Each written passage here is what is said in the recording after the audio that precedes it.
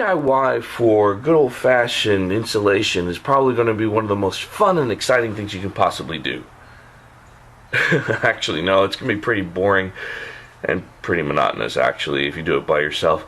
The truth is that it's so simple. Anyone can possibly actually handle putting insulation inside of a home, especially when you're doing it with batts. I mean, it is not a very complicated process.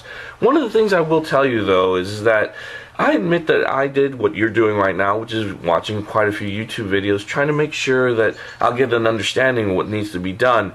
But for whatever reason, they don't really tell you the little things. They tell you, about insulation. They tell you what the R13 versus the R15 means, why fiberglass versus rock wool, why rock wool versus this other material. So you're going to get a lot of that information, but it's those little details that I think you need to know about, which they don't bring up. So let me show you what I'm talking about.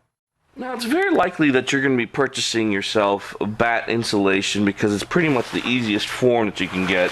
And I'm going to give you a warning. Batt insulation, you could probably put about 2 of them inside of a normal mid-sized sedan. So if you know you're going to need more, borrow a truck from the store or have somebody that can help you. But here's something. Everything is actually on the bag that helps you to remind what you do need to have. From getting the knife all the way to the gloves, and especially the long sleeve shirts. Here's the thing though.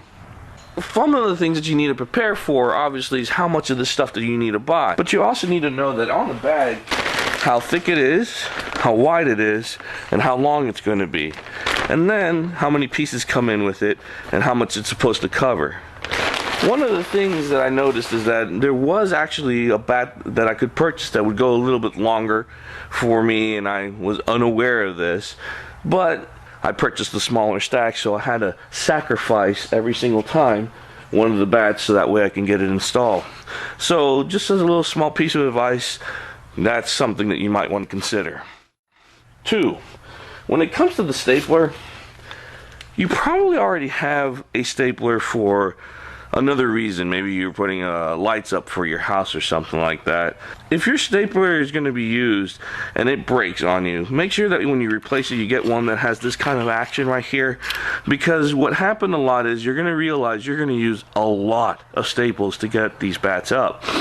And the truth is that if that staple gets stuck and you don't have a model that can basically allow for you to take this piece out so you can yank them out, you just wasted yourself some money.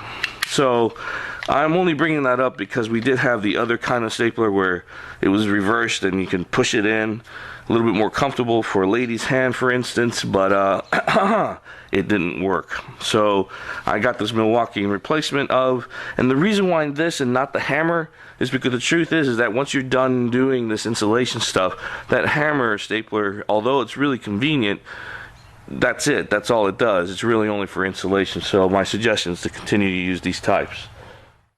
When it comes to the rest of the stuff, you might not want to consider getting the long sleeve shirt or the breathing mask or basically the glasses or the hat. I guarantee you that if you ever get insulation in your skin, I'm not talking on your skin, I'm talking about in your skin, that stuff feels like a haircut that doesn't go away for like 2 weeks.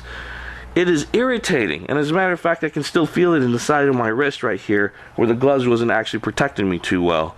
So I'm not saying that this is going to happen. I'm just saying this is the reason why they give you the warning to protect your eyes, your face, and all the other extremities with all the extras. Get an El Cheapo knife because you are going to be really abusing it and using it.